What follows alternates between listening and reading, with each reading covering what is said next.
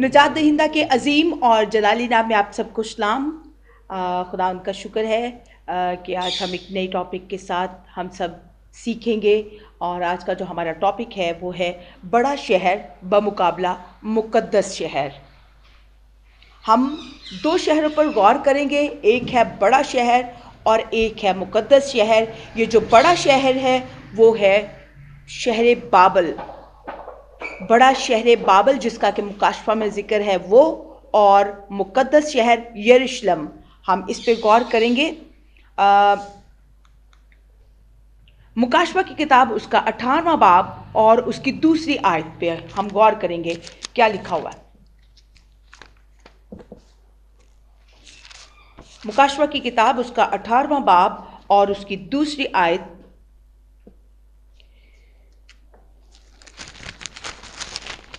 यहां पे लिखा है, उसने बड़ी आवाज से चिल्लाकर कहा कि गिर पड़ा, बड़ा शहर बाबल गिर पड़ा और शयातीन का मस्कन और हर नापाक रूह का अड्डा और हर नापाक और मकरूह परिंदा का अड्डा हो गया। उसने बड़ी आवाज से चिल्लाकर कहा कि गिर पड़ा, बड़ा शहर बाबल गिर पड़ा, बड़ा शहर बाबल।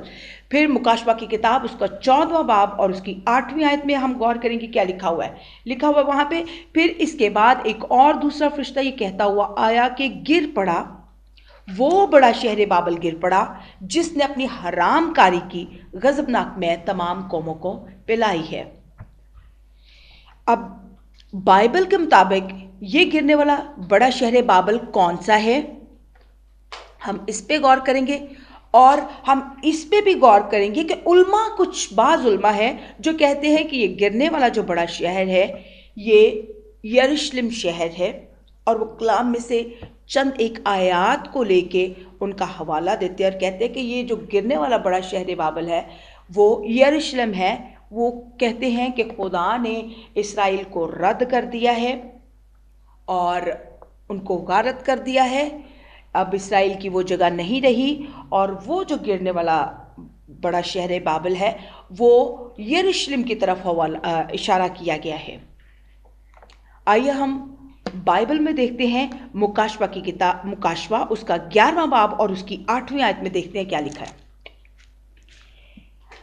लिखा है, और उनकी लाशें, ये मूसा और एलिया की बात हो रही है जब उन्होंने 7 साल मुसीबतों के दौर के पहले, जब 3.5 साल दौर है जिसमें उन्होंने नबूवत करनी है, ये उस वक्त की बात हो रही है। और जब उनको कत्ल करेंगे तो उनका जिक्र किया गया, और उनकी लाशें उस बड़े शहर के बाजार में पड़ी रहेंगी जो रूहानी एतबार से सदोम और मिस्र कहलाता है, जहां उनका खुदावंद भी मसलूब हुआ था।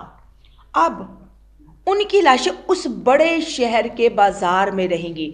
गौर कीजिएगा, बड़ा शहर, फिर वहां पे बाजार का जिक्र किया गया है, और हम देखते हैं लिखा है एंड पे, जहां उनका खुदावंद भी मसलूब हुआ था, जहां उनका खुदावंद भी मसलूब हुआ था। इसको लेके वो कहते हैं कि देखा, ये बड़ा शहर यरूशलेम है, क्योंकि यरूशलेम शहर में खुदावंद यीशु मसीह ने क्या है, कुर्बानी दी थी।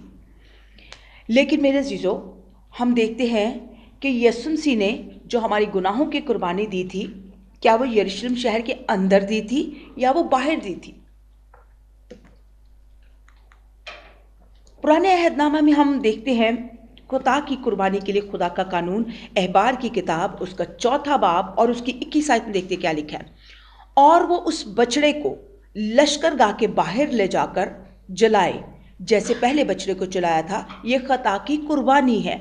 खता की कुर्बानी के ऊपर क्या था, गुनाह थे, वो नापाक था गुनाहों के बायस, इसीलिए खुदा ने कहा था उसको लश्करगाह से बाहर। ये लश्करगाह जब इसराइल मिस्र से निकलकर केनान की तरफ बढ़ रहे थे तो क्या है, रास्ते में जब बियाबान में थे तो वो जो उनका इज्तिमा था, उन सारे लोगों का जो इकट्ठ था, वो लश्करगाह था। और उस लश्करगाह के बीच में हम देखते हैं कि जब से वो मिस्र से निकले तब से खुदा उनके दरमियान में था। इसीलिए खुदा चूंकि उनके दरमियान में था, इसीलिए खुदा ने कहा था कि वो उस बछड़े को लश्करगाह के बाहर ले जाकर जलाए, क्योंकि लश्करगाह में खुदा की हजूरी रहती थी, खुदा वहाँ पे मौजूद होता था, और खुदा नहीं चाहता था कि उस नापाक बछड़े की बदौलत क्या है, वो खुदा की हजूरी नापाक हो। इसीलिए खुदा ने ऑर्डर दिया था, हुक्म दिया था कि उसे लश्करगाह से बाहर लेके जाए। अब यीशु मसीह ने जब हमारे गुनाह अपने ऊपर ले लिए तो, और जब वो कुर्बान होने लगा, तो क्या खुदा ने अपना कानून बदल लिया कि वो यरूशलेम को, जिसको कि उसने मुकद्दस शहर करार दिया है, उसके अंदर क्या कुर्बान होता? हम इब्रानियों का खत उसका 13वां बाब और उसकी 12वीं आयत में देखते हैं क्या लिखा हुआ है। इसीलिए यीशु ने भी उम्मत को खुद अपने खून से पाक करने के लिए दरवाजा से बाहर दुख उठाया। लिखा है दरवाजा से बाहर। यरूशलेम शहर के गिर्द एक फसील थी जिसके 12 दरवाजे थे, और लिखा है कि यीशु मसीह ने खुद उम्मत को अपने खून से पाक करने के लिए दरवाजा के बाहर, यानी कि वो दरवाजा से निकल के गया था, यरूशलेम शहर से बाहर गए थे। यूहन्ना उसका 19 बाब उसकी 17 से 20 आयत में देखते हैं क्या लिखा हुआ है। और वो अपनी सलीब आप उठाए हुए उस जगह तक बाहर गया जो खोपड़ी की जगह कहलाती है, जिसका तर्जुमा इब्रानी में गुलगुता है। और 20 आयत में देखते हैं, उस किताबा को बहुत से यहूदियों ने पढ़ा, इसलिए कि वो मुकाम जहां यीशु को मसलूब किया गया या जहां यीशु मसलूब हुआ शहर के नजदीक था। शहर के नजदीक था। दो बातें हमने देखी, इब्रानियों के खत में देखा दरवाजा के बाहर दुख उठाया, यूहन्ना के इंजील में हम देख रहे हैं कि वो मुकाम जहां मसीह मसलूब हुआ उस शहर के नजदीक था, शहर के अंदर नहीं था। तो मेरे अजीजों, यीशु मसीह ने कुर्बानी यरूशलेम शहर के अंदर नहीं बल्कि यरूशलेम शहर से बाहर दी है। खुदा कभी भी अपने कलाम को नहीं बदलता। अब फिर दोबारा हम उस आयत पर गौर करेंगे, मुकाशवा 11 बाब उसकी 8वीं आयत। और उनकी लाशें उस बड़े शहर के बाजार में पड़ी रहेंगी जो रूहानी एतबार से सदूम और मिस्र कहलाता है, जहां उनका खुदावंद भी मसलूब हुआ था। इसलिए यीशु ने जिस जगह कुर्बानी दी वो जगह बड़ा शहर है, वो जगह बड़ा शहर है जहां पर यीशु की कुर्बानी हुई, जो रूहानी एतबार से सदूम और मिस्र कहलाता है, और वो यरूशलेम शहर के बाहर है। अब मेरे अजीज़ों, हम देखते हैं कि जब यीशु मसीह को कुर्बान किया गया, जब यीशु मसीह की कुर्बानी हुई, जब उनको सलीब दी गई, तो उस वक्त उस जगह पर गुलगुता की पहाड़ी के ऊपर हम देखते हैं कोई बाजार नहीं था। मुकाशवा की किताब में हम देख रहे हैं कि जिक्र है, और उनकी लाशें उस बड़े शहर के बाजार में पड़ी रहेंगी जो रूहानी एतबार से सदूम और मिस्र का रहता है, जहां उनका खुदावंद भी मसलूब हुआ था। मुकाशवा की किताब में जब उस जगह का जहां मसीह को मसलूब किया गया, जब उसका जिक्र किया जा रहा है, तो मुकाशफाती तौर पर यूहन्ना रसूल को यह दिखाया जा रहा है कि वहां पर एक बड़ा बाजार भी है। उस वक्त कोई बाजार नहीं था, अब के दौर में वहां पे बाजार बन गया हुआ है।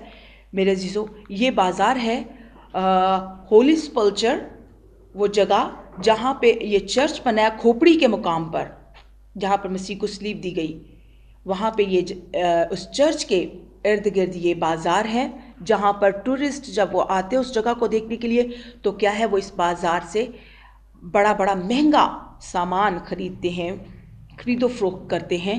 ये तस्वीर है उस बड़े बाज़ार की जहाँ पर क्या है, मूसा और एलिया की लाशें पड़ी होंगी। अब हम गौर करते हैं यीशु मसीह के अल्फाज पर जो उन्होंने मुकद्दस शहर के बारे में कहे। यीशु मसीह यरूशलेम के बारे में मुकद्दस का लफ्ज़ इस्तेमाल करते हैं, बड़ा हरगिज़ नहीं बोलते। मुकाशवा उसका 11वां बाब उसकी 1 से 3 आयत लिखा है, और मुझे असा की मानद एक नापने की लकड़ी दी गई, और किसी ने कहा कि उठकर खुदा के मकदस और कुर्बानगाह और उसमें के इबादत करने वाले को नाप, और उस सेहन को जो मकदस के बाहर है खारिज कर दे, और उसे ना नाप, क्योंकि वो गैर कौमों को दे दिया गया है।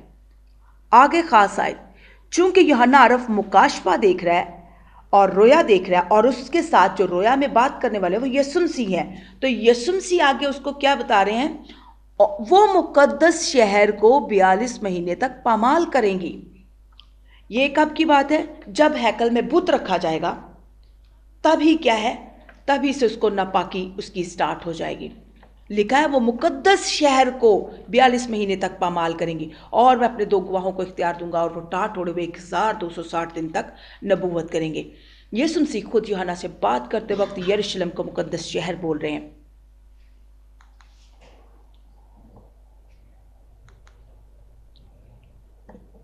अब अगर हम जकरिया की किताब पर आ जाएं, تو ہم دیکھتے ہیں کہ خدا کا کلام لا تبدیل ہے. خدا اپنے کلام میں چینجز نہیں کرتا، وہ اپنے کلام کو اپنے ہر نام سے زیادہ عظمت دیتا ہے. تو یہ کلیسیائیں یا یہ عالم کیسے کہہ سکتے ہیں کہ خدا نے اسرائیل کو رد کر دیا ہے اور خود کو اسرائیل کی جگہ پر رکھتے ہیں؟ زکریا کی کتاب میں اگر ہم غور کریں تو زکریا کی کتاب 2 شہروں کے گرد گھومتی ہے. ایک ہے یروشلم اور دوسرا ہے بابل. اس کا 1 سے 4 باب جو ہے وہ اس میں یروشلم کے ساتھ وعدے کیے گئے ہیں، اس کی حوصلہ افزائی کی گئی ہے، پاکیزگی کا عمل کا ذکر ہے، اور پھر دشمنوں پر فتح پانے کے متعلق ہے. اور یہ زکریا کی کتاب میں کیا ہے؟ زیادہ پیشن گوئیاں کی گئی ہیں. پیشن گوئی جو آنے والے وقت میں جو واقعہ رونما ہونا ہوتا ہے اس کے بارے میں بتایا گیا.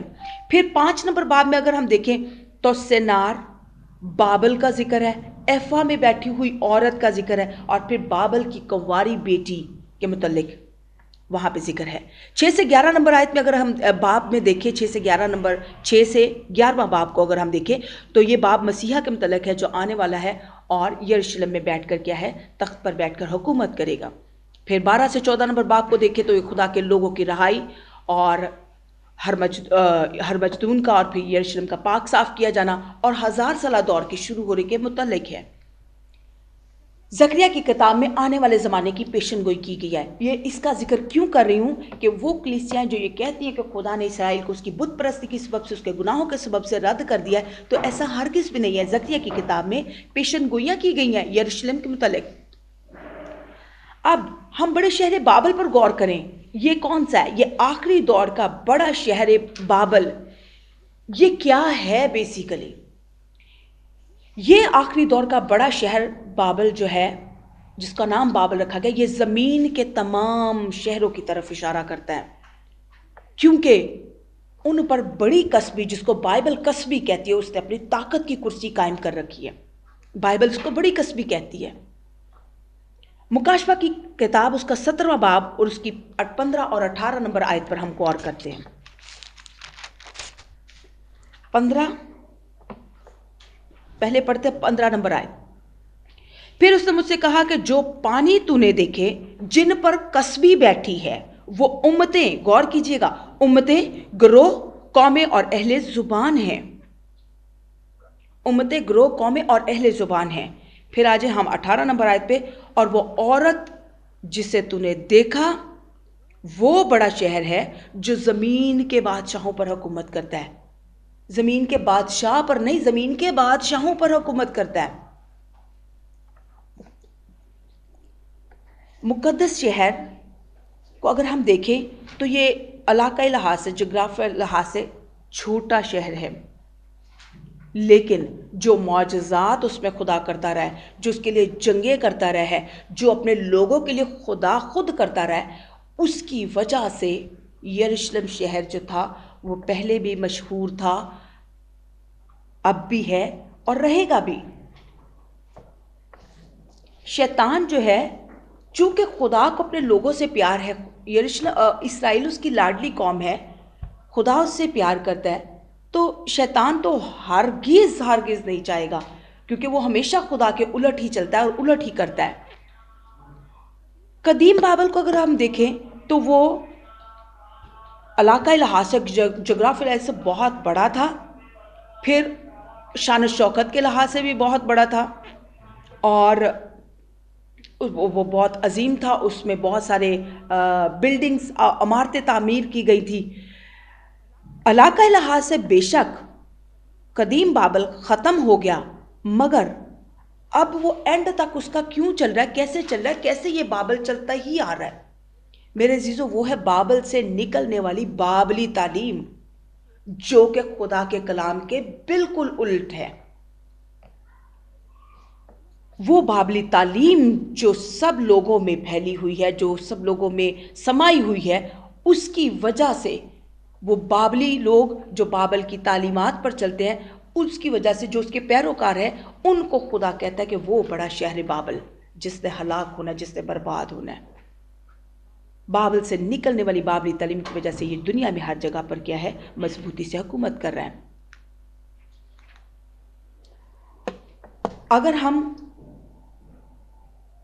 اور وعدوں پر غور کریں جو اسرائیل کے ساتھ اور یروشلم کے ساتھ ہے، تو میرے ساتھ نکالیے یسایہ کی کتاب، اس کا پہلا باب اور اس کی 9ویں آیت۔ وہاں پر کیا لکھا ہوا ہے؟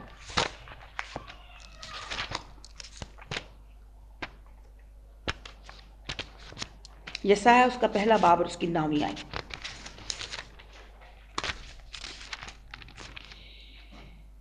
اگر رب الافواج ہمارا تھوڑا سا بقیہ باقی نہ چھوڑتا تو ہم سدوم کی مثل اور امورا کی مانند ہو جاتے۔ اگر رب الافواج ہمارا تھوڑا سا بقیہ باقی نہ چھوڑتا تو ہم سدوم کی مثل اور امورا کی مانند ہو جاتے۔ بقیہ یہاں پر ذکر ہے کہ رب الافواج نے ان کا بقیہ باقی چھوڑا ہوا ہے۔ حزقیل اس کا 43 باب اور اس کی 7 سے 9 آیت میں بھی یہاں پر لکھا ہے کہ یہ میری تخت گاہ ہے جہاں میں ابد تک رہوں گا۔ یروشلم کا ذکر ہے۔ پھر یرمیہ اس کا 17واں باب اس کی 25 آیت میں یروشلم کے بارے میں لکھا ہے کہ یہ شہر ہمیشہ تک آباد رہے گا۔ پھر یوئیل اس کا 3 باب اس کی 20 آیت، لیکن یہودا ہمیشہ آباد اور یروشلم پشت در پشت قائم رہے گا۔ یہ ہم وہ حوالے بائبل میں سے دیکھ رہے ہیں، اور ہمیں معلوم ہے کہ بائبل خدا کا کلام لا تبدیل ہے۔ خدا اپنے کلام میں رد و بدل کبھی بھی نہیں برتا۔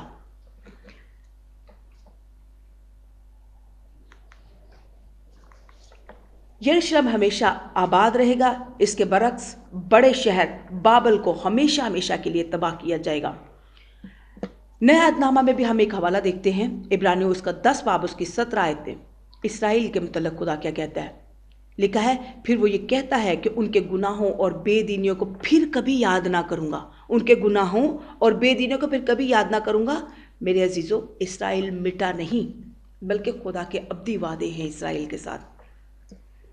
بائبل مقدس میں سے وہی عالم صحیفوں میں سے ایک حوالے کا وہ ریفرنس دیتے ہیں کہ دیکھو جی اس جگہ پہ یروشلم کے بارے میں لکھا ہے بڑا شہر۔ وہ یرمیہ 22 باب اس کی 8 سے 9 آیت میں وہ آیت لکھی ہوئی ہے جس کو لے کے وہ اس چیز کا حوالہ دیتے ہیں، اور لکھا وہاں سے، اور بہت سی قومیں اس شہر کی طرف سے گزرے گی اور ان میں سے ایک دوسرے سے کہے گا کہ خداوند نے اس بڑے شہر سے ایسا کیوں کیا ہے۔ یہاں پہ لکھا ہے بہت سی قومیں اس شہر کی طرف سے گزریں گی اور ان میں سے ایک دوسرے سے کہے گا خداوند نے اس بڑے شہر سے ایسا کیوں کیا۔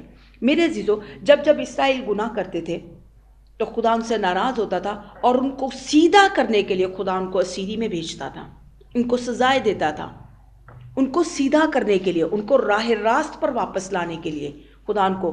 تو یہ تب کا واقعہ ہے، تو اس مناسبت سے لکھا ہوا اس آیت میں اگر ہم پیچھے پڑھیں تو ان کی اسیریوں کا ذکر ہے اس میں، تو لکھا ہوا بہت سی قومیں شہر کی طرف سے گزرے گی اور ان میں سے ایک دوسرے سے کہے خداوند نے اس بڑے شہر سے ایسا کیا۔ بڑے شہر کیوں اس کو کہا گیا؟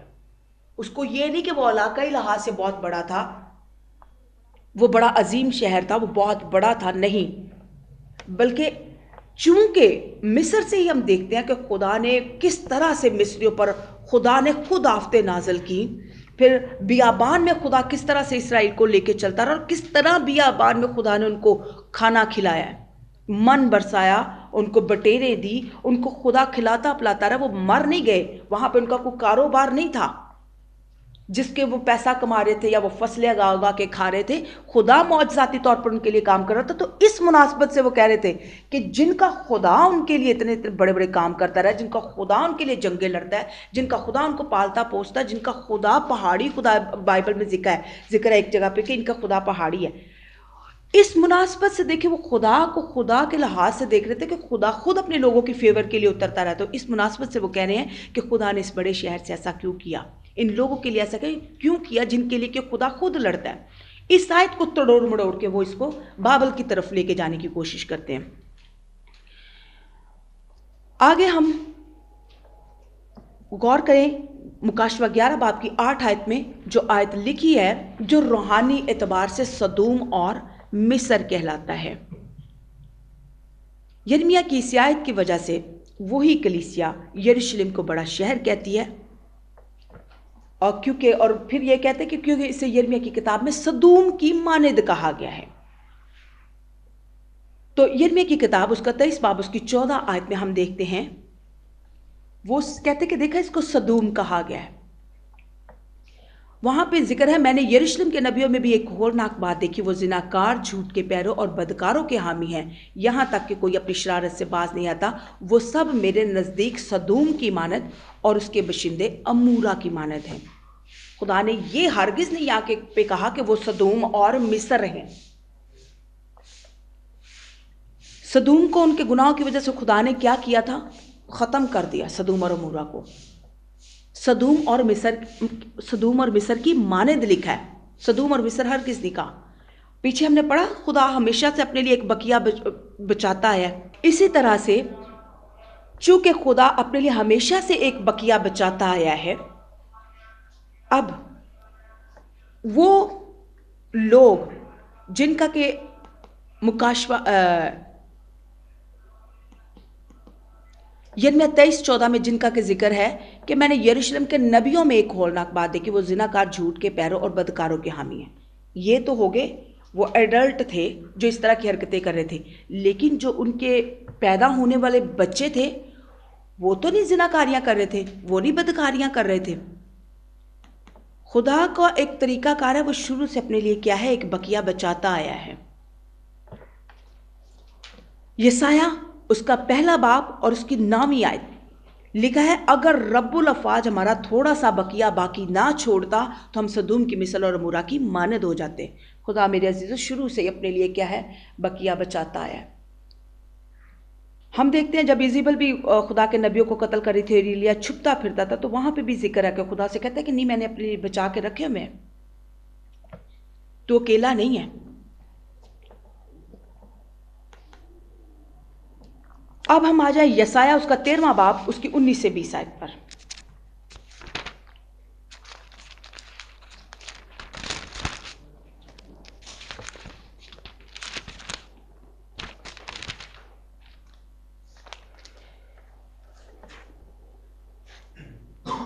اور بابل جو مملکتوں کی حشمت اور کسبیوں کی بزرگی کی رونق ہے، سدوم اور مصر کی مانند ہو جائے گا جن کو خدا نے الٹ دیا۔ بابل جو مملکتوں کی حشمت ہے وہ اب تک آباد نہ ہوگا اور پشت در پشت اس میں کوئی نہ بسے گا۔ میرے عزیزوں، سدوم پر ہم غور کریں تو سدوم میں کیا ہوتا تھا؟ شہوت پرستی کی زندگی گزارتے تھے، وہ مہذب لوگوں کو وہ ذرا سی بھی عزت نہیں دیتے تھے۔ ہم اس کا وہ واقعہ دیکھتے ہیں پیدائش 19 باب اس کی 4 سے 5 آیت میں، وہاں پہ انہوں نے کیا کیا؟ مکاشفہ 19 باب، وہاں پہ ایک بڑا واقعہ ہے، اور اسے پیشتر کے وہ آرام کرنے کے لیے سدوم شہر کے مردوں نے، جوان سے لے کر بڈھے تک سب لوگوں نے ہر طرف سے اس گھر کو گھیر لیا، اور انہوں نے لوط کو پکار کر اسے کہا، وہ مرد جو آج رات تیرے آئے ہیں کہاں ہیں؟ ان کو ہمارے پاس باہر لا تاکہ ہم ان سے صحبت کریں۔ تو میرے عزیزوں، آپ دیکھ رہے ہیں کہ کس طرح کے گندے کام، کس طرح کی گندگی، شہوت پرستی، زناکاری کی حرکتیں تھیں جو سدوم کے لوگوں میں پائی جاتی تھی۔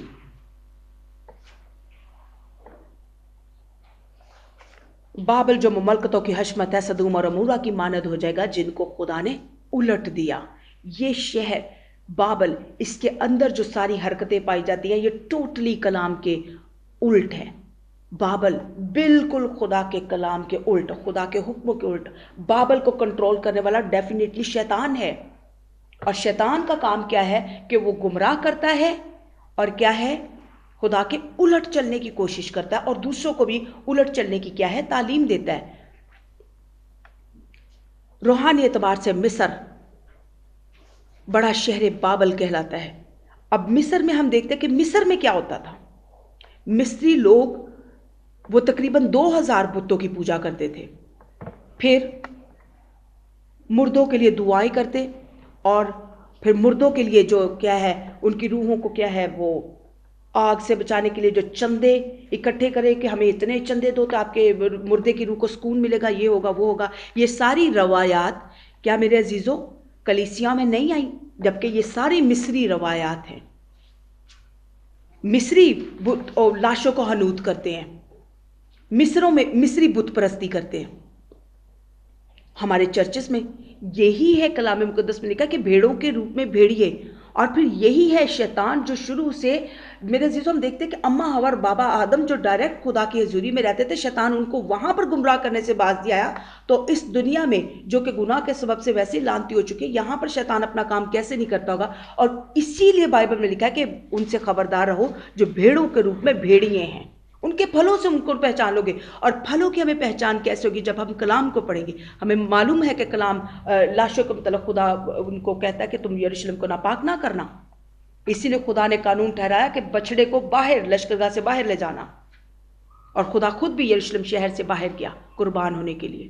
یہ لاشوں کو حنوط کرنے کا کام، یہ سارا جو کام ہم نے پیچھے دیکھا، یہ سارا مصر کرتا تھا، اور یہ ساری تعلیم بابلی ہے، اور آج کیسے چرچز میں ہم اس کو اپنائے ہوئے ہیں۔ جب تک ہم زندہ ہے تب تک